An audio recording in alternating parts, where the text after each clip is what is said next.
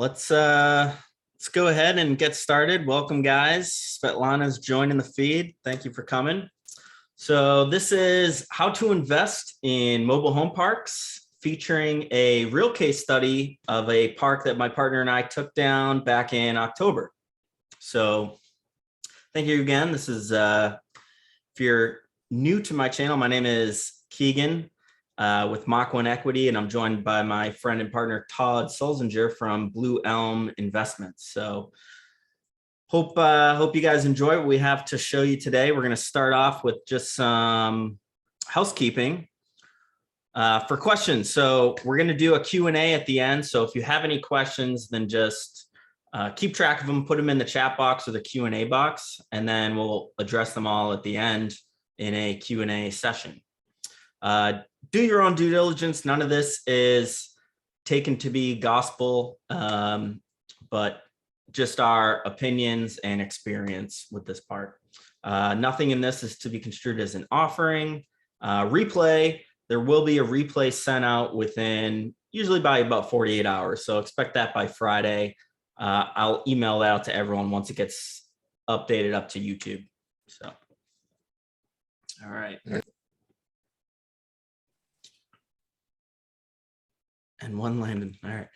All right. So here's the agenda for today. I'll introduce myself and then I'll introduce my partner, Todd. And then Todd will be walking us through the kind of intricacies of mobile home park investing. So we get a brief 10 to 15 minutes from Todd on that. And then we'll do the case study portion where we'll discuss the park that we just bought and what we expected going in and how that lined up with what we've been seeing over the last few months since we bought it. And then of course the Q&A at the end. All right, so a little bit about myself. Originally from the Boston area, grew up about 40 minutes north of Boston. Out of college, I went into the Air Force. I flew B-1 bombers, so I was active duty for 8 years, deployed 3 times.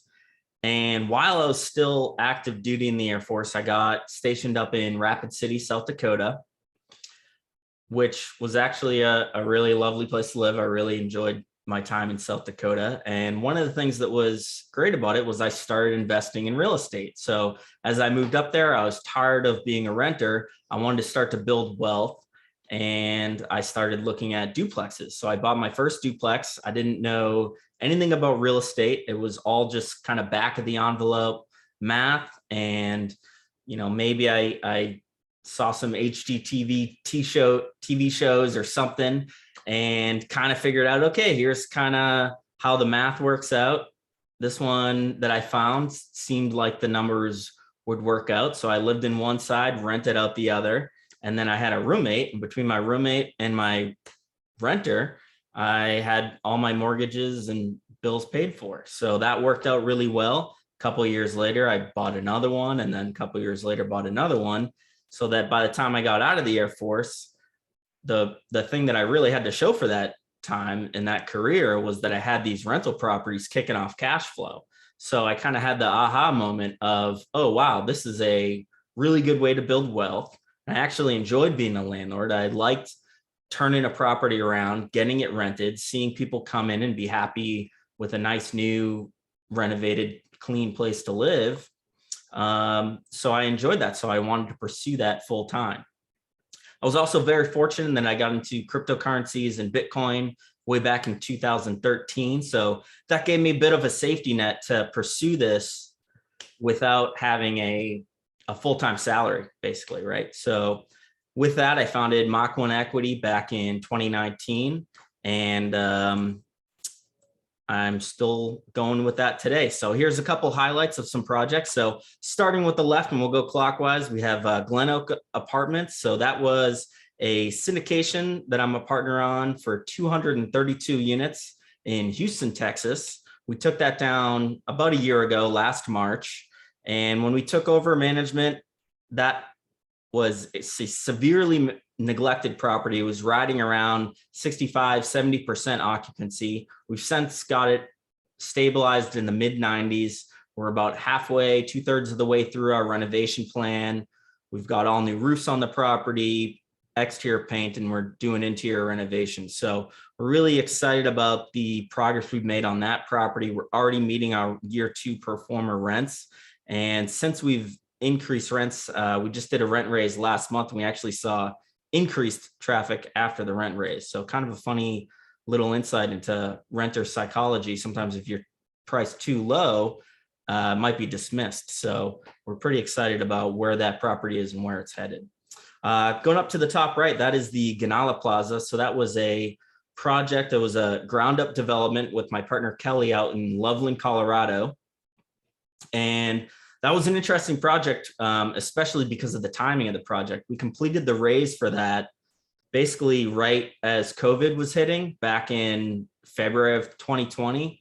So no kidding, we completed the raise, got the paperwork done, and about 2 weeks later, I had to send out an email to investors saying, hey, we're putting the brakes on this one. We're gonna hit the pause button until, till we get a sense of how this pandemic is gonna pan out, right? And, that certainly brought a lot of challenges to the project. We greenlit it that summer. And, of course, we had to deal with the supply chain issues that brought about. We saw some cost increases and dealt with some of the labor shortages, but we're really happy with how it turned out. I mean, it's a gorgeous, gorgeous building. The buyers are very happy with the build quality and the makeup of the building. And we were able to return 18% to our investors. So considering everything that went down with COVID and the pandemic, we're very happy with the way that went out, with everything that went on. So that was a really good project to cut my teeth on with that partner. And we've got some big moves planned ahead. And then that brings us to the topic of tonight with the most recent acquisition with my partner Todd and I, seen there at the bottom right, with South Court Mobile Home Park. So we took that down in October and we're excited to share a little bit about what we've experienced with that so far. So without further ado, I'm going to hand it over to Todd. Todd has a background in finance. So he's a financial wizard. He's got decades of experience in the finance game and he uses those skills in his real estate investing. So I'll let him take it away and introduce himself. Todd. Great. Thanks, Keegan, and welcome everybody to tonight's webinar. Kind of disappointed we didn't put the picture of you sitting on the tractor that we bought that came with the park in Batesville, but we did get a tractor with the deal and a couple trucks as well. So yeah, again, my name is Todd Sulzinger. Let me see. Do I have access to change the slides here? I don't think you do, but just give me a slide prompt and I'll get a page down. So yeah, just a little bit about my background. I live in Silicon Valley, born and raised in San Jose. I spent about 25 years working in corporate finance for a variety of different companies. I had kind of gone the traditional route of opening up 401ks as soon as I started working. And it wasn't until I actually met a neighbor of mine who was one of these millionaire next door kind of guys that after living next to him for a few years, realized he had this real estate empire around San Jose. And it got me really interested in if I could do something similar and how would I start investing in single family homes. Around that time, I met Robert Helms and Russell Gray, the guys from the Real Estate Guys radio show. Through them, I met a person who was doing turnkey rentals in Dallas, building new build-to-rent homes in Dallas. So I took a field trip out there and took the plunge and started investing in single-family homes back in 2013. Subsequent to that, I started investing passively. I opened up a self-directed IRA, invested in some syndications, and did some private lending myself. Over time, I kind of decided I wanted to make a career transition out of corporate finance. I had a great career doing it, met a lot of great people, got to travel and do a lot of great things, but wanted to have a little bit more control over what I was doing and do something a little bit more entrepreneurial than just going through some of the typical monthly closes, audits, budget cycles that I've done in the corporate world. So I founded my company, Blue Elm Investments. And after deciding to get into real estate, doing syndications, the choice is like, what asset class do you do? And I researched mobile home parks and apartments and self-storage and quite a few other things. So over a year-long process, I decided to zero in on mobile home parks and ended up buying my first parks in Georgia, in Tennessee back in 2000, or sorry, in Georgia back in 2019. Bought another park in Tennessee in 2020 that we actually ended up selling in 2021, and then partnered with Keegan to buy our park in Arkansas in this last October. In addition to my syndication business, where I raise money from limited partner investors to put syndications together, I also work for a company based out in the Central Valley of California called CCI Investments, and they're mobile home park consultants. And I originally met them because I hired them to help me when I was buying my first parks, to put together a turnaround plan, help me with the due diligence, end up doing the property management for the parks. So after I ended up buying my first parks, I ended up going to work for them on a part-time basis as a consultant. So I kind of have two hats I wear: one helping limited partner investors invest passively, and then helping active buyers who are looking to get into the park business or expand their mobile home portfolio.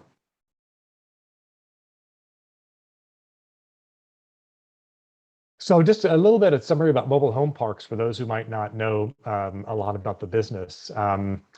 This map here kind of shows where most mobile home parks are, or mobile homes are located in the US. So you may or may not see them. Maybe after this webinar, you might be attuned to seeing them more out there, and you even see some around here in Silicon Valley. But the bulk of mobile homes and mobile home parks are in the southern parts of the US, particularly in the Southeast. And there's an estimate that about 10% of the US households live in manufactured homes. That's a combination of houses in mobile home parks, but also people that buy manufactured homes on land that they have. So you might have somebody that has a quarter acre, half acre land somewhere and is deciding, do I build a stick-built house from scratch on my property, or do I perhaps buy a manufactured home and place it on the property? And for some people, that can be a more cost-effective option. So you've got a combination of people that manufactured homes that are built and put in parks, and some that are built on put on private land. One of the kind of misnomers about the mobile home park space is that mobile homes aren't actually mobile. They're mobile when they go from the factory onto a truck into where they're placed, but probably 99% of the time, where that mobile home is placed is its final resting place. Normally, when they get put in place, if it's either a situation where the tenant owns the home, then that's their primary residence and they own this home and it will likely stay there. If it's a situation where the park owns the home, then it will again likely stay in its location where it was placed, similar to the way an apartment building would, or even a single family home. So the term mobile is really just relates to that first time it gets placed somewhere. And the main reason is that once a home's in place, it costs about, depending on how far you move a home, how big it is, whether it's single wide or double wide, it can cost a minimum of $2,000 or $3,000 up to $7,000 or $8,000 to move it to a new park. So a lot of times the house might only be valued at $15,000, $20,000, $30,000. So for somebody that's thinking of that might own their home, there's not a very high likelihood that they're going to pay that to move it to a new location. So most of the time they end up staying put. And then the mobile home parks are really the kind of the largest supply of affordable housing in a lot of the markets that I have parks in, or that I help clients with parks in. You'll often find that homes are renting for much less than a comparable 2 or 3 bedroom apartment. So we might be in markets where people are paying $800,000-$900,000 for a 2-bedroom apartment, where they might be able to rent a 2 to 3 bedroom mobile home for between $500 and $700. So from a cost standpoint, it's really supplies a great affordable housing a need in the US.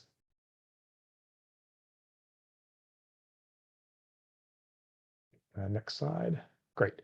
A little bit more about the mobile home park business. So there's an increased demand and decreasing supply. So there's a huge demand for affordable housing. I've got a newsletter that I'm sending out tomorrow that says that I saw 60 Minutes last week, and where the chief economist from Redfin said that the demand for houses exceeds supply by about 4 million homes. So during the housing crash of 2008, home building came to a stop, and it hasn't picked up to keep up with the demand of millennials who are getting to the age where they're starting to go into the household formation years. So there's this huge supply gap. And what that's causing is, kind of I guess, combination of the need for new houses and the increasing price to buy a house means there's more people renting. And so there's a huge demand for apartments. And in the apartment space, there's a lot of A-class, nicer apartments being built, but not a lot of B and C class. There's opportunities in that market. And then there's also huge opportunities in mobile homes and mobile home parks, because again, if somebody's, working a minimum wage job, or kind of an entry level position somewhere where they're making, again, minimum wage, maybe 15, 20 bucks an hour, you can have a single person or a couple that can afford $500 or $600 a month rent to rent a mobile home. In the mobile home park business, there's also a decreasing supply. So due to a lot of reasons, regulations, my backyard syndrome, the image of trailer parks, there's rarely new parks being built kind of across the industry or across the country. You might hear about 5 to 10 parks being built in any particular year.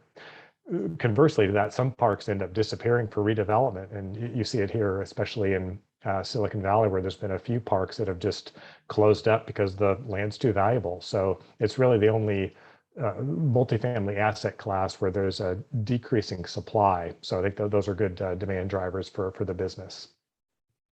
There's still there has been an increased growth in this business in the last 5 or 6 years, with bigger operators getting into mobile home parks because they're looking for better yield than they were seeing in the apartment space. And there's a few publicly traded companies. So there's been a lot greater demand in this business and more people getting into it, but there's still a huge number of parks that are owned by mom and pops who have owned the park they may have built the park themselves, or they've owned the park for 10, 20, 30 years and are ready to move on and retire. So that gives opportunities from a financing standpoint, and also finding opportunities where there might be some good value add opportunities where they might not have been run as professionally as a comparable size apartment. The high barrier to entry comment is related to that decreasing supply. So mobile home parks typically generate lower property tax revenue for a community where they're located, primarily because mobile homes are considered personal property, more similar to a car. In many states, you actually register the mobile home with registration tag similar to the way you would a car at the DMV, and the associated property taxes just aren't as high. So that's one of the other reasons why municipalities oftentimes don't approve parks, is because the property tax revenue that gets generated doesn't cover the cost of the additional services, whether they be fire, police, or schools to fund the new residents in a park. I know a lot of people probably don't know that Warren Buffett is a huge fan of the mobile home park business. He ended up in 2003 buying Clayton Homes, which is the biggest manufacturer of mobile homes. Mobile homes have typically been harder to finance because they technically are mobile, even though they rarely move. And because they're considered personal, not real property, they're harder to finance. So he ended up buying 21st Mortgage, which is the largest mobile home lender. So initially, 21st Mortgage would only lend on Clayton Homes, kind of a lending arm for them. Now 21st Mortgage will lend for any kind of mobile home from any manufacturer. So I think it's always good to say, if there's something that Warren Buffett believes in and invests in, then it's something to take note of. Okay, next slide. So one of the questions that I often get is like, how do mobile homes work, right? You drive by a mobile home park and you see 50 homes sitting there, like what's going on in that park? And so basically the two kind of situations that you have is it's either a park-owned home or a tenant-owned home. So like our park that we'll discuss later in Batesville, Arkansas, most of the homes we own as park owners, and we rent them out the same way you would rent out an apartment or a single family home. And in that situation, like we own the home and we're responsible for all the maintenance, repair, tenant turnover costs, similar to similar to an apartment. The NOI can typically is higher if they're run well, even with the maintenance costs, because the spread that you get for renting out the home versus just the lot itself makes up for those maintenance costs. And just quickly on the tenant-owned home side, if a tenant owns their own house and wants to place it in the park, then they would pay what's called lot rent or space rent. So somebody might have a home, they say, I want to put it in your park. And in the markets that we're in, like in Batesville, we would charge $300 a month for them to rent the space for them to place their house on. So in a situation like that, there's less maintenance because they own their home, they have to take care of it. They're typically a little bit stickier tenant because they own the house. So, they're not going to leave in the middle of the night because that's one of their biggest assets in their home. And banks typically like to rent on or lend on parks where there's a preponderance of tenant-owned homes, just because those are looked on a little bit more favorably from the maintenance standpoint. That's starting to change, and we work with some different banks and brokers who are comfortable with lending on mobile home parks with park-owned homes, but some of the bigger banks and Fannie and Freddie lenders like to look at parks where there's more tenant-owned homes. But from a return standpoint, my example here on the screen, from a rent ratio standpoint, many of you probably hear about the 1% ratio, that if you buy a $100,000 house, if you can get $1,000 rent, that's a pretty good rent ratio, and you can make money off that house. And my example in a park the first parks I bought in Georgia, we had purchased a used mobile home. Somebody had refurbished it, a mobile home flipper, put it into the park. We paid $20,000 for the house itself and to get it moved in place. And we rent that house out for $600 a month. So that's a 3x rent ratio. So that's kind of like unheard of in the single family home or even apartment, if you think about rent on a per door basis. So from a return standpoint, when you own the homes and can rent them out, the rent ratios and the NOIs can be quite strong.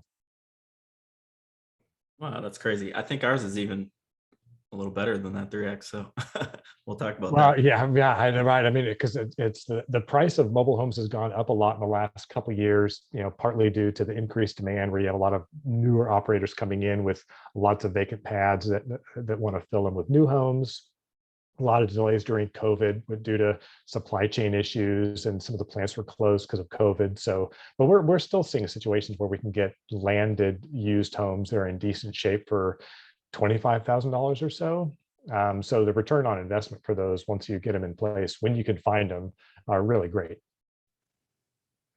So from an investment standpoint, why I like mobile home parks, huge need. Like we talked about affordable housing, the economy, a lot of the growth in the economy is in lower level service related jobs. And those people need a place to live too, but there's not big growth in either new mobile home parks or affordable housing apartments. So kind of that shrinking middle class gives a huge demand for affordable housing. And the thing that I think is like great about these parks, once you get in the business, you realize that there's literally, I would say probably hundreds of thousands of vacant spaces in mobile home parks across the country. Most of the time due to older owners that haven't kind of kept up and continue to make investment in their parks, and the lots are left vacant. So I kind of see that as a huge way to be able to attack the affordable housing problem we have in the US by just filling existing lots in parks across the country with either new or used homes. And then from a return standpoint, mobile home parks are generally considered recession resistant. And that's maybe kind of similar to the example people often use, where when the economy's doing great, people are paying for A-class apartments, and then if they need to downsize, the A's will downsize to B, the B's will downsize to C. But then below that, mobile home parks are kind of the next level down in a lot of cases in certain parks between moving in with family or being homeless. So a recession-resistant asset, the kind of the mom and pop ownership situation can let you find deals where there's a good value add component, as well as being able to get good seller financing. Because a lot of these older owners are they like the park because it's good income for them, and they're often willing to carry back financing to continue to get some income from the park without having to take a huge capital gains hit for getting cash for the entire park at one time. So on actually 3 out of the 4 parks I've been involved in acquiring, there was seller financing involved. And from a tax standpoint, we do cost segregation studies on all of our parks, and the cost segregation studies that you can do on mobile home parks is actually higher than you can get on apartments, just the way that you can split apart things like the lights and the sewer and all the infrastructure. So from a tax and depreciation standpoint, they're outstanding assets as well.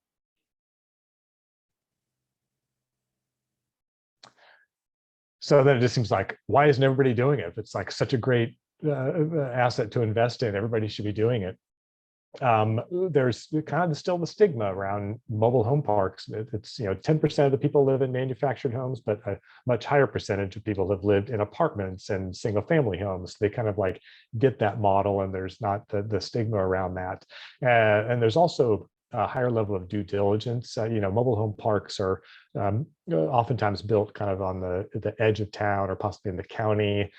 Some are on city utilities, city water and sewer. Other ones might have septic tanks or their own well, sometimes even their own sewer treatment system or wastewater treatment system. So kind of a different level of due diligence that's required versus if you buy a single family home or an apartment building, you can hire property inspectors that they've done these 100 times. They can kind of give you a good report on what's going on in that property. There's not something that's equivalent to that in the mobile home park business.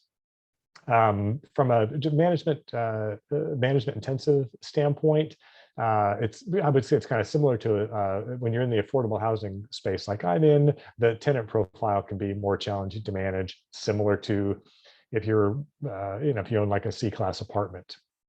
There's a lot of 5-star mobile home parks out there, like especially on the coast, California and Florida, that might be 55 and over, all retirees or sunbirds who only live there part-time with clubhouse and pool and all these amenities. In those, that would kind of be then similar to managing an A-class apartment where the tenant profile is different. But in the affordable housing space, you've got to deal with those kind of issues you deal with when you're dealing with that profile of tenant. Bank financing isn't as favorable as apartments. So sometimes you'll get the situation where you might have to make a higher down payment, or interest rates won't be as favorable. One of the things that scares people away is a lot of times parks, even really successful parks, aren't in some of the major metros. So, a lot of times when people are looking at apartments, they're saying, hey, I want to be in Phoenix or Dallas or Seattle, whatever some of the bigger cities might be where people are trying to buy apartments. And mobile home parks, we've got through CCI, a lot of our clients have parks similar to the one that we're going to talk about in Batesville that are in smaller communities, have a decent economic base, but still have a need for affordable housing. So you've got, which is a combination of people that might be on Section 8 vouchers, might be on disability, might be on other fixed income, and need affordable housing. So you can still do well with parks in smaller tertiary markets. And I would say, as of right now, I'd say the market for resale is less liquid than apartments or maybe groups of single-family homes out there. That's changing because more people are getting comfortable with mobile home parks and how they work and how they run and what their return profile is like. But that is one thing that makes people who haven't got into the business before shy away from taking the plunge.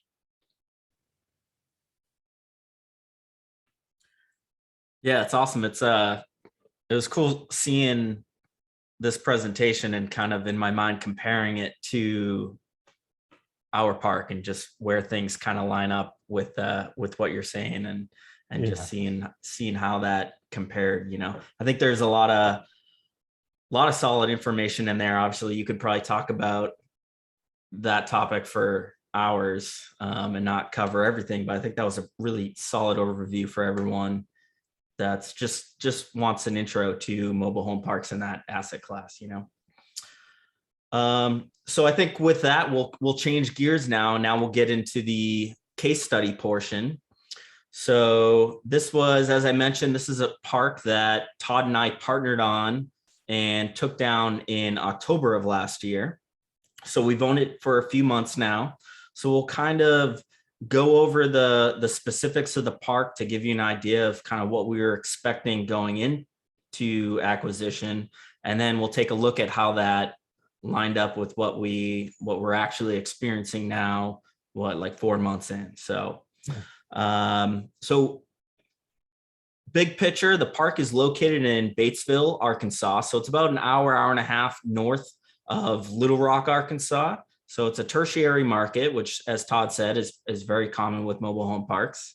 But for a tertiary market, it was actually pretty encouraging. They had a few major employers for, I think it's a town of about 10,000 people, but they had not one, but 2 lawnmower manufacturers that have, I think, some sort of local rivalry, which was kind of funny. They have some chicken processing plants and a decent sized regional bank as well. The park itself is composed of, it has about 55 total lots, which is made up of 47 park owned homes, 6 tenant owned homes, and then 1 or 2 vacant lots, with potential to expand that as well. I think we could get some more lots in there as well, with the way the land is set up right now. So right away with that, just kind of caging expectations, we know because it's mostly park owned homes that, as Todd mentioned, it's going to be a little bit more management intensive, dealing with the maintenance and maintaining those homes on behalf of that tenant base, right? The previous owners, so it was self-managed by the previous owners, and they were also keeping utilities in their name and billing back to the tenants. So there was also an extra dynamic at play with the utilities. It was presenting at about 95% occupancy when we were under contract. Most of those were month to month, but there was also a lot of kind of week to week agreements as well. So that's the overview, just kind of to put things into context, excuse me. We'll take a look at the buying process, and then we'll talk about kind of how that fared over the last few months. So Todd, I know you mentioned that the vast majority of mobile home parks are owned and operated by mom and pop owners. This was definitely no exception. There's some kind of some interesting characters just from what I gleaned talking to you with. I think one of the things I remember was that he offered to cook us some raccoon because he liked hunting raccoon and making barbecue raccoon. So that was like, okay, that we're definitely buying a trailer park in Arkansas if we're being offered a raccoon barbecue. But can you just give us some insight into kind of what the acquisition process was, kind of how you came across the park and that initial negotiation was? Because you brought me on to the deal after that was already sort of taken care of. Right. Yeah, so the park is owned by you can kind of see the picture of Frank there in the corner sitting next to his chalkboard, which is his park accounting system behind him. So I found this park through CCI Investments, the consulting company that I had mentioned that I work for now, but also I had hired originally to help me buy my parks. And it was kind of like a lot of things in real estate and mobile home parks, and in particular, it's who you know. What happened was some guy was looking to buy a park in Arkansas. They contacted CCI's president, Robert. That one didn't work out. He said, oh, hey, I found this other park. Would you be interested in that? I'm not interested in it because it's got a lot of park-owned homes. So Robert connects with this guy, Frank.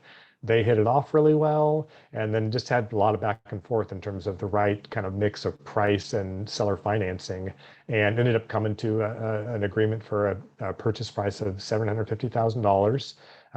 Frank and his wife Julia wanted $300,000 down, and they said they would carry back a note for $450,000 for interest only at 6% for 5 years.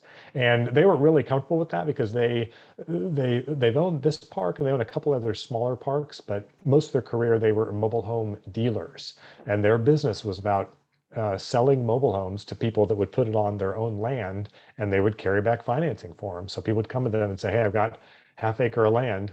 they did like a really great low or no down financing on the mobile home. They'd place the home on the lot because they were dealers and carry back a note on the property. And they did that for, hundreds of houses across this part of Arkansas. Wow. Okay, so we get once it's under contract, then obviously we moved into the due diligence process, which you kind of mentioned in your briefing there as well, that it's a lot different than, say, a typical multifamily acquisition. Can you kind of give some insight into sort of some of the differences and things that popped up with this acquisition? Yeah, I mean, when I can compare it to when I bought either a house to live in or buying rental properties where you just either get a reference or you can look in the phone book in the old days or online and find a property inspector. And they've got their checklist and they know how to inspect single family homes. You get a nice report and you've got a good idea of what's going on with the house. And that gives you a tool maybe to negotiate something with the person you're buying it from.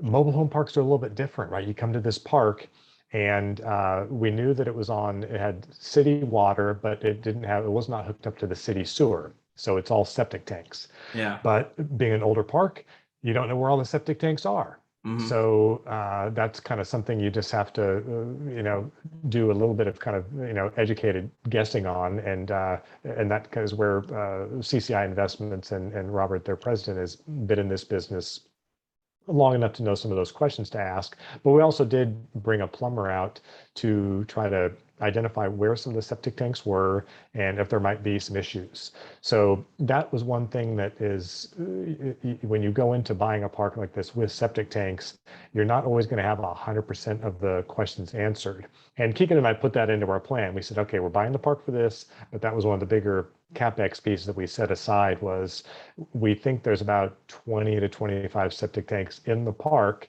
If every one of those failed, we'd have to dig them up and replace them. It would cost, X amount to do that. But we know that they've been working fine for a long time. Every now and then septic tanks do get clogged and you got to try to, clean them out yourself or possibly call in a plumber. So that's one area where you can't, the due diligence might not be as easy from a property standpoint. From a kind of professional operations standpoint, I think if you were buying a 50-unit apartment building somewhere, it would likely be managed more professionally. It might have an outside property manager that's keeping good records of how much rent's being collected, what the rent roll is like. In this case, they were only accepting cash from tenants because they likely weren't reporting at all. Don't want to, make any accusations, but that was likely the situation. And they would accept cash all through the month. When I was in the office doing my first due diligence visit, I saw multiple people come by and just go, oh, hey, I got paid this week. Here's $100. I'll be back next week and pay another 100 towards my rent. And, they were totally happy with that. Or they'd have situations where somebody would say, oh, I'm kind of tight this month on money. And they would say, oh, don't worry about it. So-and-so just moved out of, house number 15. If you go clean the house top to bottom, we'll apply $100 to your rent. So they would just kind of do all of this, all this stuff that didn't make it really clear. You couldn't just say, hey, give me a P&L and a tax return, and it would be just like super clean books.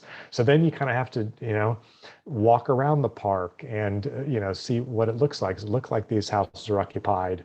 Know that when you put rules into place like we did when Keegan and I took over, saying you can't pay in cash anymore, that's going to cause some people to decide, okay, this isn't the place for them because they were just used to paying late, paying with cash, trying to, trade work for rent and things like that. So that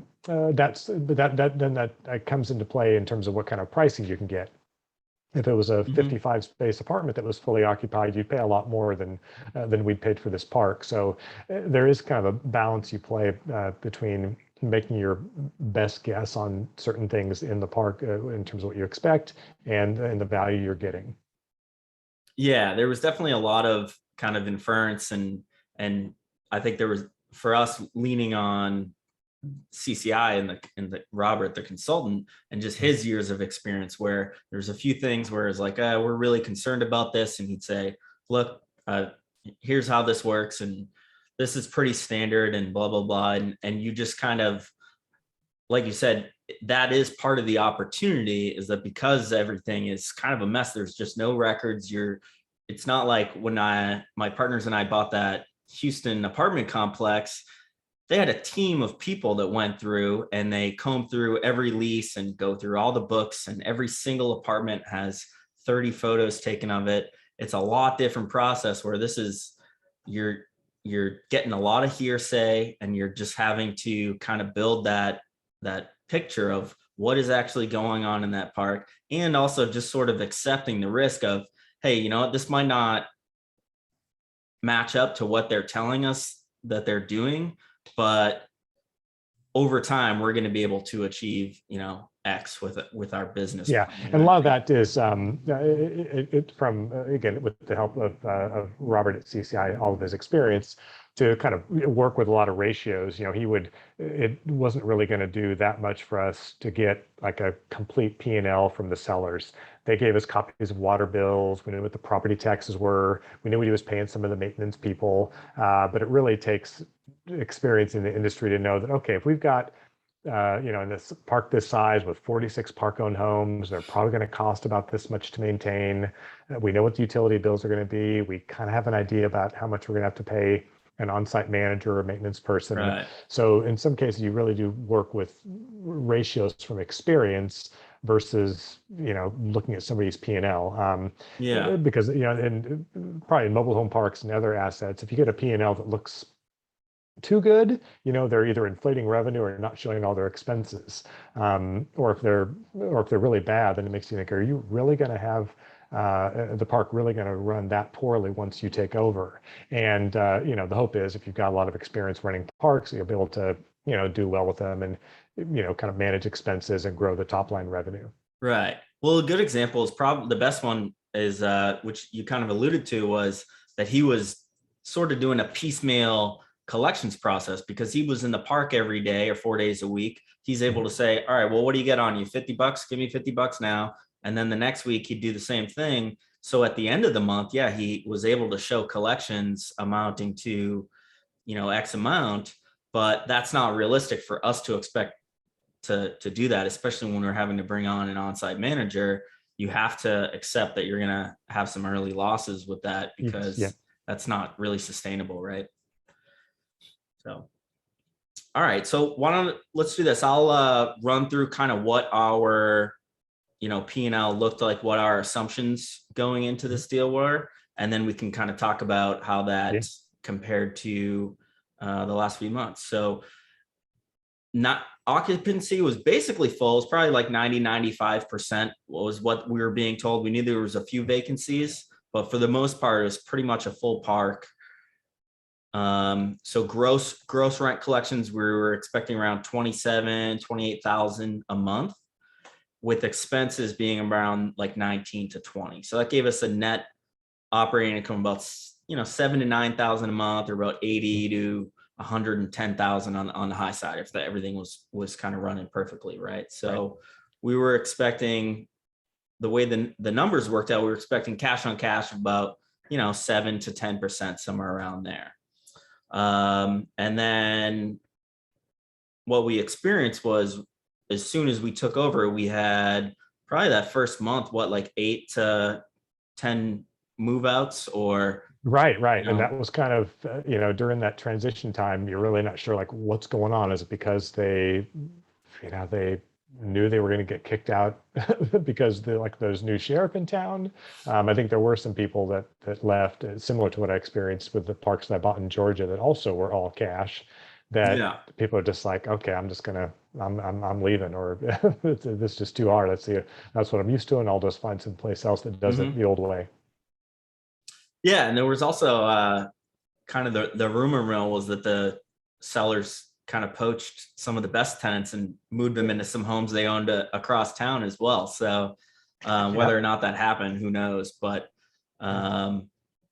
it's like, hey, okay, expect the unexpected. Things which we kind of expected. Hey, there's going to be some growing pains early on that we're going to have to deal with. So we definitely had that kind of spike in vacancy early on.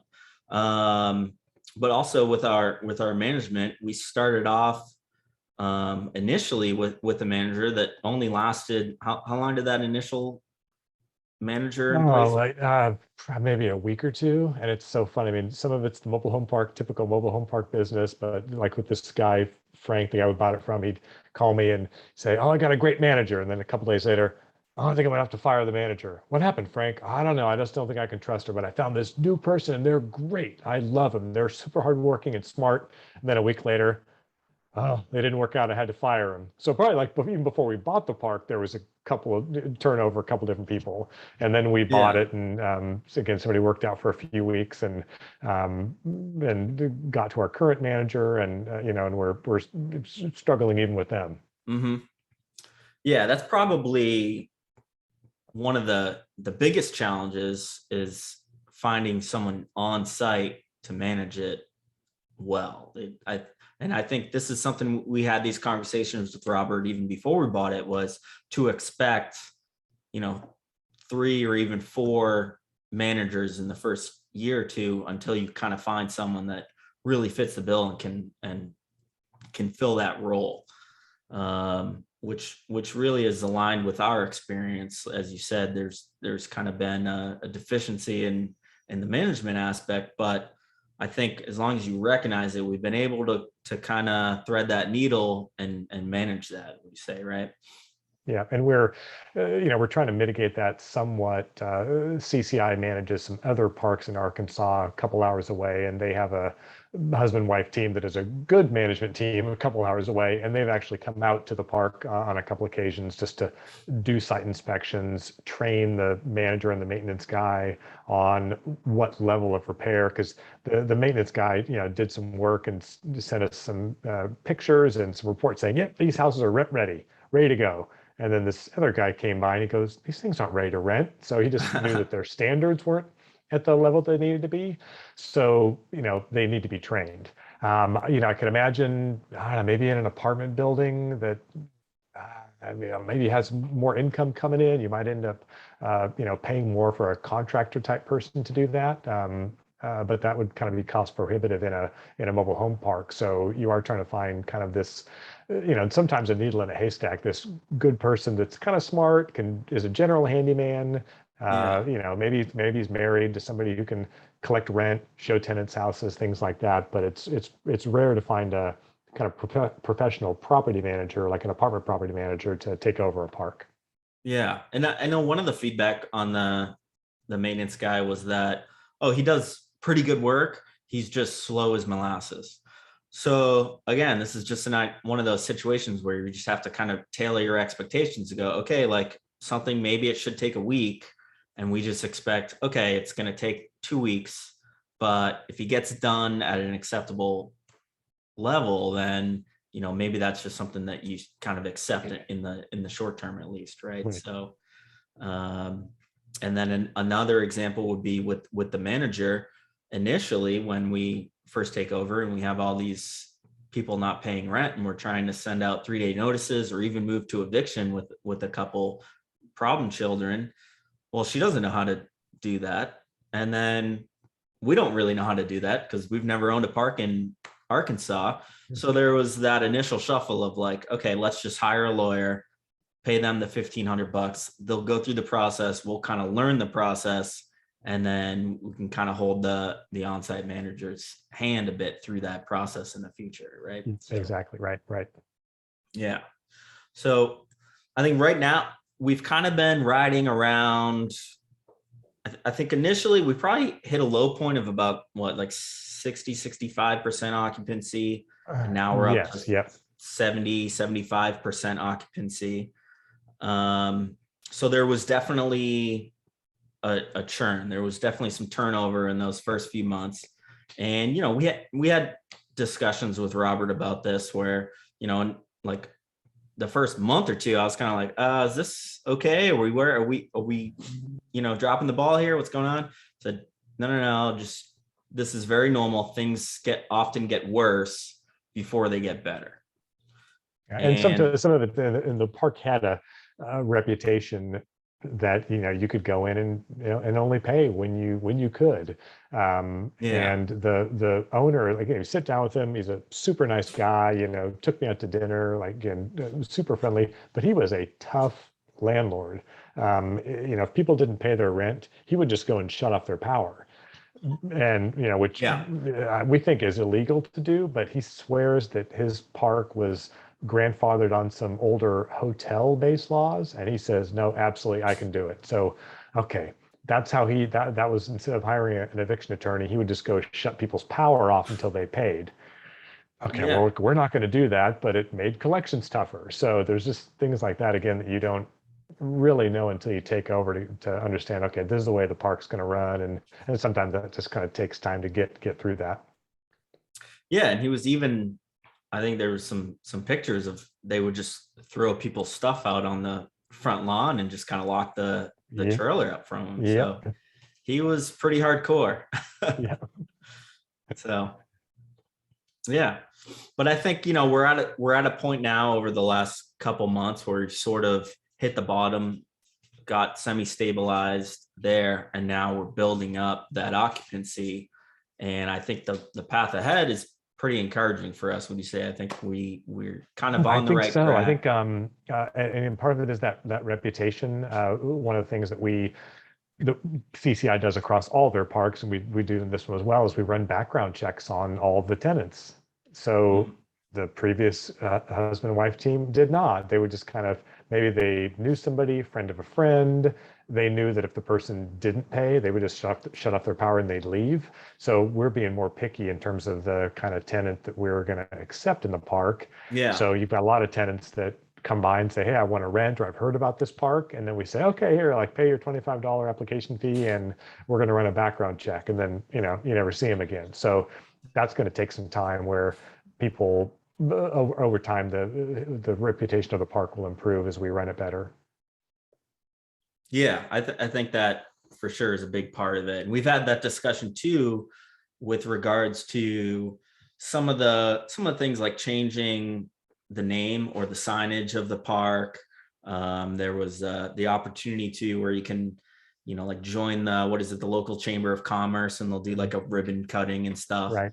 And some of that we're kind of waiting on until the park has cleaned up and turned around, and then we can kind of unveil like the new South Court, right? So just, Right. Right. yeah, I think that's just important for people to just realize. I think the mentality has to be, it's a little bit different. I think you have to just expect the unexpected and just kind of roll with the punches, if you will, and really just kind of expect sometimes there might be just wonky stuff that you deal with in the park. I mean, it's definitely an interesting, sometimes there's just things that go on in parks that don't happen in apartments. We had a couple kids in the park burn down a shed, which doesn't really have an effect on us. It doesn't, that shed really was it was full of some stuff that was, mostly like doors and windows, that the old owner was almost like a hoarder of materials, right? So he had this kind of dilapidated shed. So it wasn't a huge deal. It wasn't like we were really reliant on it or using it on a daily basis. It was just like, all right, cool. Like, I know, it was still, when you get that phone call and go, oh, somebody, the fire department was out and they had to put out a fire in the park and somebody burnt down a shed. It was like, wow, okay, I didn't see that coming. yeah, that was interesting. That was unexpected, but thankfully none of it, didn't spread to homes or anything like that. So Right. overall, the significance of it in the grand scheme of things was, hey, whatever, we just kind of moved on, and it's not a big deal. Yeah. And then we'll get to the point, kind of talking about how, because of the situation with the lack of records and all that, and we were able to get it for the price that we did. Our goal is going to be that we're going to fill this park up, have 1, 2, 3 years of solid, clean financials that somebody else is going to come in and go, oh wow, like a turnkey, organized, well-run park. And they'll, and there's a lot of operators out there that want to buy turnkey parks versus buying turnaround parks. So that's kind of our goal, is to increase occupancy, clean the park up, and then again, have a couple of years of good, solid, clean records before we look to somebody else who might be interested in buying it. Exactly. And which is a good point. So earlier, I'm just catching up on the chat box. Chester Leap said, cash doesn't bounce and it's better than getting paid in cigarettes or raccoon skins. But Yeah, I don't know. Obviously, our manager and maintenance guy, they might want to get paid in cigarettes. So. yeah, there's a lot. Yep, that's true. But it just goes to the point of your point of producing those records. A big motivation for doing that is so that when it's time to either refinance or sale, now we're showing that because it's attractive to a buyer, right? So even if you and I might not care if we're accepting cash every month because it's still just money in our pockets, we can actually achieve a higher return on exit by having nice, clean books that we can show a bank or a buyer, hey, here's what we're actually bringing in, and we got receipts, right? Yeah. So, all right. So I think that's a good transition for the Q&A. We did have quite a few questions, so we'll get through these, and then we're coming up in an hour. So time flies when you're having fun. We'll get through these. So first question is, how are mobile home parks different from RV parks? Yeah, thanks for that question, Christina. Well, it does depend what kind of RV park. So in the RV park world, there's resort type RV parks where, there might be destination locations near a national park somewhere, and people are just going to, traveling there for vacation and staying there for a few days or a week. So there's those kind of RV parks. And I would say those are more closer to hospitality, like a hotel, where you might have an office and a store. You're going to have higher turnover where people are going to have to, once an RV leaves, it's going to have to be, set up for the new person coming in. You likely want to have amenities like a pool or things like that for the residents or the, kind of the people that want to stay there. If it's kind of a long-term RV park, I was actually involved in a lease option on a park up in Northern California that was an RV park. It had 33 RV spaces and like a 10-unit motel. Now, if you walk through the park, you might, for some of the RVs, it looks like they could leave the next day. Other ones, they'd have plants all around them, steps hooked up to them, a car and like motorcycle parked next to them. I mean, they were living there full time. Yeah. So in that situation, a mobile home park is, that kind of RV park is no different. So in the parks that CCI Investment manages, it's often common to find a situation where you might have 50 mobile home spaces and 10 or 15 RV spaces that are just a little bit smaller with different hookups. So if they're kind of long-term stay, they're very similar to mobile home parks. The only difference being usually in an RV park situation, if it's long-term residence, the utilities are typically included versus having them set up utilities with a local utility company. And if it's an RV park that's more for vacation, it's much more similar to renting a hotel. Awesome. All right. Next question was, are mobile home parks also rent controlled in rent controlled jurisdictions? I don't know. Yeah, it does. It depends on location. In California, depending on the jurisdiction, they can have rent control.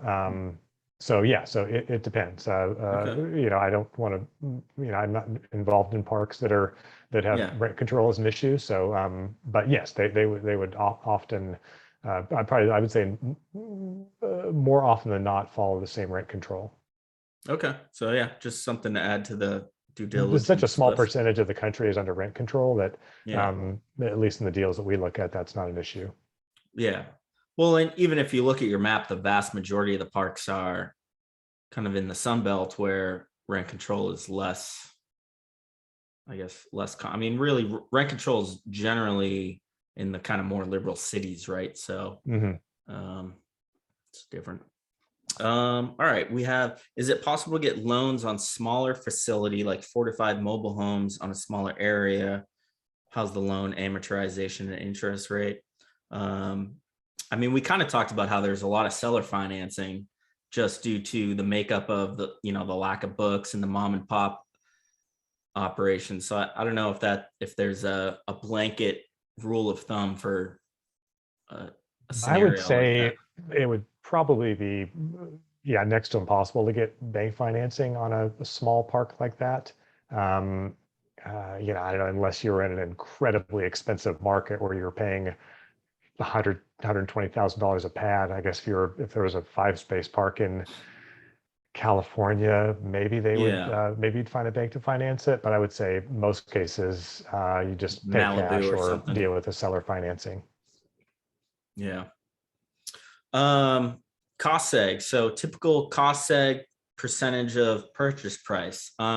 Do you Oh man, I recall don't what the know. percentage was for us? It was pretty It was high. like 90% Yeah, probably. I think it was either 90 or over 90%. It was pretty high. Yeah. it was significant because um, most of the mobile home, I think, gets depreciated on that 15-year. Something about how, because like you were saying, it's personal property, right? So it gets it's on a different schedule than. Yeah, and and we're getting the benefit of the current bonus depreciation rules where anything that was like 5, 10, 15 years, we get to depreciate in the first year. And yeah, because of all the kind of like the size of the park, they through the cost segregation study, they'll look at the park and say, oh, what would it cost if we had to build this thing from scratch? Okay, like sewer lines that run this long, water lines that run this long, electrical Mm, poles all through the park that we own. Um, you wouldn't, that's so you're kind of getting to depreciate the value if you had to do that today, which is a lot more than we ended up paying for the park. So mm, um, yeah. So anyway, so again, I think it was, I don't have the numbers in front of me, but I think it was, 90% or so. it's awesome. Chester asked, what is more cost effective, county utility tie-in or private cell phone septic? I think that's probably going to be park dependent. I mean, I think most people would prefer to be tied into the sewage because then you just don't have to really worry about maintenance, which is, a concern for our park. But at the same time, I think if septic is working and it's in good condition, I don't know that it's necessarily something to be afraid of. I think there's a lot of people that probably have that hard and fast rule, but I don't know. I've dealt with septic systems my whole life and they can work just fine for 50 years, So And it does depend. I know we've got a park that one of our clients owns in Oklahoma, and they want to hook it up to city sewer. And it's going to cost like $150,000 to run the extra, like the last couple hundred yards to get it tied to the city. And then they're going to have to pay the city for disposing of that water. So they've got a system now that doesn't cost them anything other than kind of maintenance they might have to do to their septic system, that they're gonna have an initial capital outlay, and they're going to have ongoing monthly costs to be tied into the city. So um, it's hard to say. Like, I think, like Keegan said, if you've got a solid septic system that's working well, then yeah. it can be more cost effective than being tied into the city. Yeah, I think it's like for ours, I mean, that was definitely a concern going in. So, if it gets to the point where we're starting to replace those systematically, we might run the numbers and maybe it's worth it over the long term. But Because it would I don't probably know. open up the buyer pool potentially. Yeah. Because a lot of times when you get initial phone calls, people say, "Oh, I want a 100-space park, all tenant-owned homes, city utilities." So then when you get to it's got some park-owned homes, it's on private utilities, then some people just from a kind of check in the box standpoint might shy away. So from a resale standpoint, it could be one less obstacle to get across with a potential buyer. Right. Um, Cheshire's asking the typical margin on park owned versus tenant owned homes. Do you have a rule of thumb on? It does depend on the market. Like, we can kind of give some examples. The first parks I bought in Georgia, the rents were, I'd say a little below market. So maybe between 170 and 200 for lot rent, whereas we're renting houses there for between 450 and 650. in Batesville, our lot rents are 300, and we're renting houses kind of without utilities for between 450 and 700. So, so there can be a $300-400 a month difference. So it's $4,800 a year. So even with turnover and maintenance costs, you typically don't spend $4,800 a year to maintain the house, and Right. that's where that spread can give you a better return than if it's just a tenant-owned home. Yeah. I mean, it's definitely, I mean, they're cheaper finishes and the kind of expectation is a lot lower. So, yeah. Okay. One person asked, how do you raise rents? Is it like multifamily where you can basically count on 3 to 5%? I would say yes. I mean, a lot of parks, because they're mom and pop, there's often a below market rate there. So it's just sort of systematically, slowly raising the rents until you're achieving your desired market rate. And then it does also, you have to be careful too, because it is affordable housing. I know when we bought the park, my first parks in Georgia, they were, some people hadn't had their rent raised in 5 or 7 years. They're paying $300 a month. You just can't go in and say, oh, market is 600. You're going to pay like $300 more a month rent. Yeah, Some of these no. people, again, are on fixed income, where you might say, okay, for the existing tenants, maybe you can bump it up 25, $30 a year to get it closer to market. So is one thing when you're putting pro formas together. If you have something that's severely below rent, you can't always assume that you're just going to get up to market rent within a year or two. Right. Yeah. Some people will probably leave. Let's see, what else do we got? How are you finding deals, and what are the specifics of financing? We kind of covered that at the beginning. We're kind of tight on time now. So basically, Todd has a consultant that he is connected with that sourced the deal. And then we had seller financing. So seller financing is very common. And And there's a then couple of mobile home park specific brokers out there, and then Mhm. other commercial brokers. So I think when people are looking for parks, they're either going through brokers, maybe coming to a company like CCI, or a lot of people are just driving around, going through parks, trying to make direct relationships, cold calls, sending out flyers, trying to do kind of a more active touch point with mom and pop owners. Yeah, I'm sure people could probably do really well with that for sure. Um, And then that ties into Harshad's question about how do we manage from a different state? What are the times you have to visit the park personally?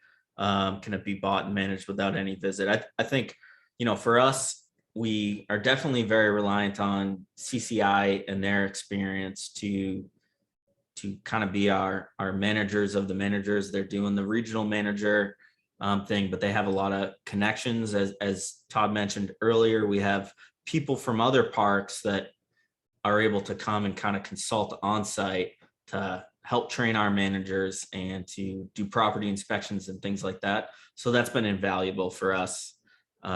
So I don't, if you're just looking for a hands-off investment, it's probably not the most passive investment. There's Yeah, kind of some moving and it's pieces. they try to have systems in place in terms of weekly reports that we get from the manager and like regular phone calls. I know some other parks I've been involved in, sometimes we'll try to do video calls. They're like either FaceTime or Google Duo, something like that. Sometimes just in an office, sometimes actually going through the park. I know another park operator that actually sends cameras to the park manager, where they'll just say, okay, I want you to like put the camera on top of the car and just drive around the park and go from side to side and get that visual. So it does take some extra work. Yeah, for sure. All right. But we Well, did visit. I did a site visit beforehand, and then Keegan and I went out afterwards. So personally, I think it's good to actually go out and see the park firsthand.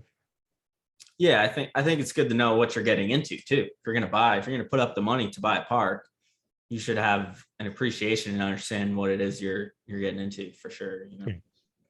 So, all right, I think we're past time, so we're gonna call it there. We've gone through everyone's questions as far as I know. So thanks everybody for attending. Hope you Thank you, everybody.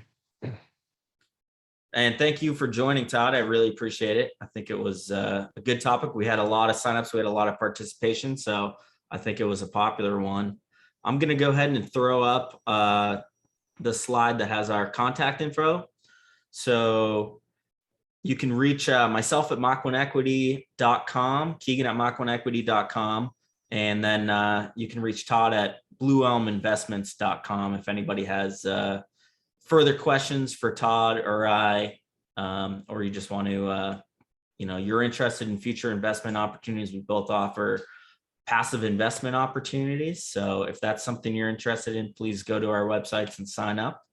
And we look forward to seeing you at a future webinar.